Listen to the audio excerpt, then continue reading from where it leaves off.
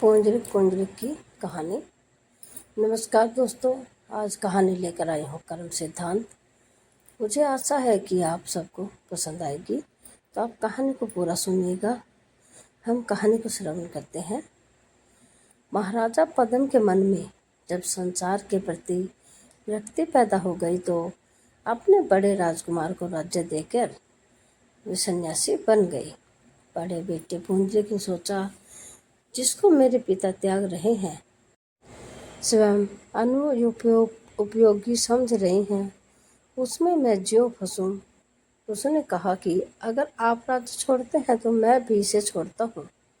पुंजरिक ने भी अपने पिता के साथ दीक्षा अंगीकार कर दी। इधर उनके छोटे भाई पुंजरिक ने राजगद्दी संभाल ली, लेकिन रोज उनके मन में आता था कि क्या राज्य मेरे पिता व बड़े भाई का छोड़ा हुआ है, और मैं कितना जघन्य प्राणी हूँ कि मैं इसी संसार के अंदर इन्हीं चीज़ों में लिप्त हूँ। वैराग्य का भाव जब आता है तब मोहिनिया कर्म कमजोर पड़ता चला जाता है, और जो लोग वैराग्य के साथ संसार में रहते हैं उनका जीवन कीचड़ और पानी में कमल से खिले फूल के समान पवित्र रहता है। यह जिस जमाने की बात है, उस समय छोटे लड़के ने संसार में लिप्त न होते हुए, मन में पश्चाताप करते हुए, मन में विवेक रखते हुए 1000 वर्षों तक राज्य का शासन किया, पर संसार में आसक्ति नहीं हुई। कुछ समय बाद साधु पिताजी का देवलोक हो गया। उनके बड़े पुत्र जो सन्यासी साधु को उसके मन में तरह तरह की हलचल प्रारंभ हो गई। उसके जीवन में मोहनिया कर्म का उदय हुआ। वे विचार करने लगे कि मैं कितने दिनों तक साधना में संयम के पथ पर चलता रहा, इतनी तपस्या करता रहा, लेकिन इसका फल मुझे क्या मिला। मुझे तो तकलीफ, परेशानी व कष्ट है। मोहनिया कर्म के कारण वैराग्य की भावना कम हुई है। ये विचार आने लगे। वे गृहस्थ जीवन में तो नहीं आए, पर वैराग्य का भाव कम हुआ। संयम के प्रति मन न लगने के कारण 1000 वर्षों तक उनका पालन तो करते रहे, लेकिन कर्म को तोड़ नहीं सके। इसलिए वे धर्म स्थान और आश्रम में रहे, साधु बने रहे, पर वैराग्य के भाव स्थिर न रहने के कारण कर्मों के बंधन से कसते रहे। वह धीरे धीरे अपनी राजधानी की तरफ पहुंचा। पुंजरिक को जब पता चला कि मेरे बड़े भाई वही बड़ी साधना करने के बाद आए हैं, तो स्वयं उनको लेने के लिए गया। पुंजरिक ने कहा, मैं तुमसे अकेले में मिलना चाहता हूँ। जिस समय दोनों भाई बैठे, उस समय पुंजरिक, जिसने जीवन भर संयम की आराधना की थी, कहने लगा कि मैं राज्य को प्राप्त करना चाहता हूँ। तेरा संयम में मन नहीं लगता और न कभी लगा। पुंजरिक विचार करने लगे, जिसने सारी जिंदगी संयम की आराधना की, वह इस समय क्या सोच रहा है। उसने पुनः कहा, वास्तव में यह राज्य मेरा है, इसलिए इसे प्राप्त करना चाहता हूँ। पुंजरिक ने कहा, बड़े भाई, यह सब राज्य आपका है, लेकिन अब इस संसार के अंदर फंस कर क्या करोगे। पुंजरिक ने कहा, तुम छोड़ना नहीं चाहता, अधिकार देना नहीं चाहता, यह बात अलग है, पर मैं तो इसलिए आया हूँ था कि इस राज्य समृद्धि को प्राप्त कर लूं।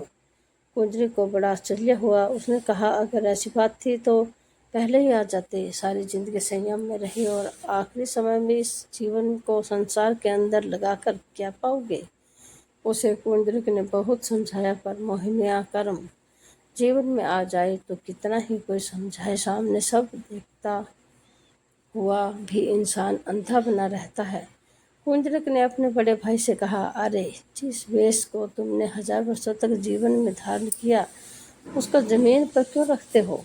मेरे हाथ में दे दो, मेरे शरीर के ऊपर डालो। पुंजरिक ने साधु वेश को अंगीकार कर लिया। इस प्रकार 1000 वर्षों तक सांसारिक जीवन में रहा वह साधु वेश में आ गया। कर्मों की कैसी विडंबना है, कर्मों की श्रृंखला कितनी भयंकर है। पुंजरिक को साधु वेश धारण करके आचार्य के पास गए। उसके बाद पारणा किया और अपना मन संयम की आराधना में लगा दिया। राशि वैभव को छोड़कर पैदल चलना, गर्मी सहन करना इत्यादि उनका शरीर बर्दाश्त न कर रहा और 3 दिन का संयम पालन कर डाला। उधर बड़े भाई खूब राजसी ठाठ से भोजन करने लगे, जिससे पाचन शक्ति खराब होती चली गई।